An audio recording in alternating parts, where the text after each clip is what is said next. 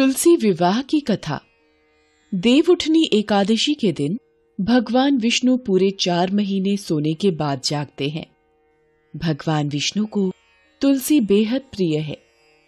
बिना तुलसी के भगवान विष्णु की पूजा कभी पूरी नहीं होती है। कहते हैं कि तुलसी दल अर्पित करने से ही श्री हरि को प्रसन्न किया जा सकता है। जो लोग देवउठनी 11 के दिन तुलसी का विवाह संपन्न कराते हैं, उनको सभी प्रकार के सुखों की प्राप्ति होती है। कहते हैं इस दिन तुलसी विवाह की कहानी अवश्य ही सुननी चाहिए।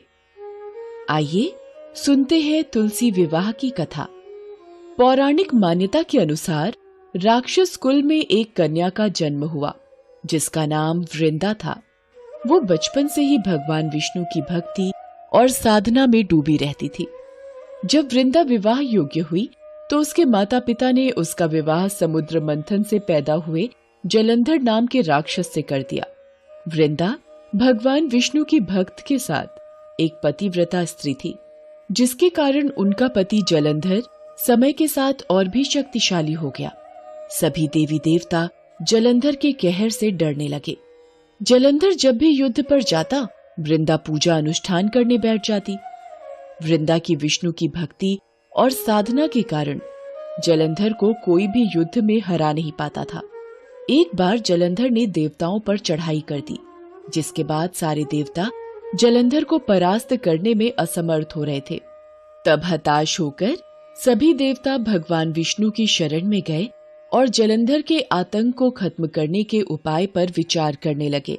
तब भगवान विष्णु ने अपनी माया से जलंधर का रूप धारण कर लिया और छल से वृंदा के पतिव्रत धर्म को नष्ट कर दिया। इससे जलंधर की शक्ति कम होती गई और वो युद्ध में मारा गया। जब वृंदा को भगवान विष्णु के छल का पता चला तो उन्होंने भगवान विष्णु को शिला यानी पत्थर बन जाने का शाप दिया। भगवान को पत्थर का होते देख सभी देवी देवता में हाहाकार मच गया। फिर माता लक्ष्मी ने वृंदा से प्रार्थना की। तब जाकर वृंदा ने अपना श्राप वापस ले लिया और खुद जलंधर के साथ सती हो गई।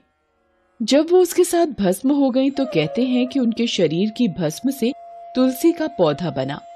फिर उनकी राख से एक पौधा निकला जिसे भगवान विष्णु ने तुलसी का नाम दिया और खुद के एक रूप को पत्थर में समाहित करते हुए कहा कि आज से तुलसी के बिना मैं कोई भी प्रसाद स्वीकार नहीं करूंगा। इस पत्थर को शालिग्राम के नाम से तुलसी जी के साथ ही पूजा जाएगा।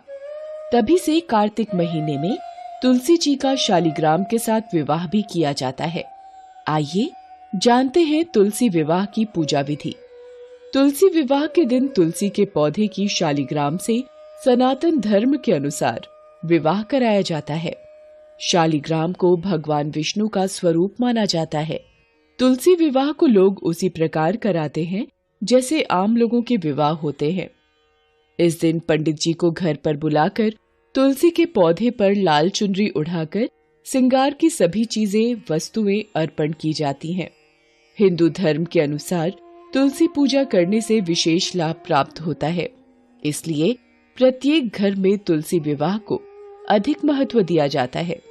तुलसी विवाह के दिन कन्यादान भी किया जाता है, क्योंकि कन्यादान को सबसे बड़ा दान माना गया है।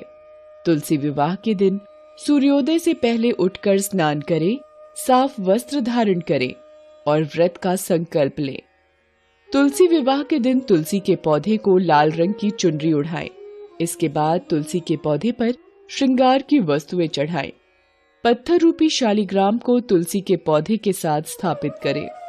शालिग्राम को स्थापित करने के बाद तुलसी के पौधे का विधिवत पंडित जी से विवाह करवाएं। तुलसी विवाह में तुलसी के पौधे और शालिग्राम के साथ 7 प्रतिमा कराएं और अंत में तुलसी जी की आरती गाएं। ये पूजा उन लोगों के लिए विशेष फलदायी होती है जिन लोगों के घर में बेटियां नहीं होती।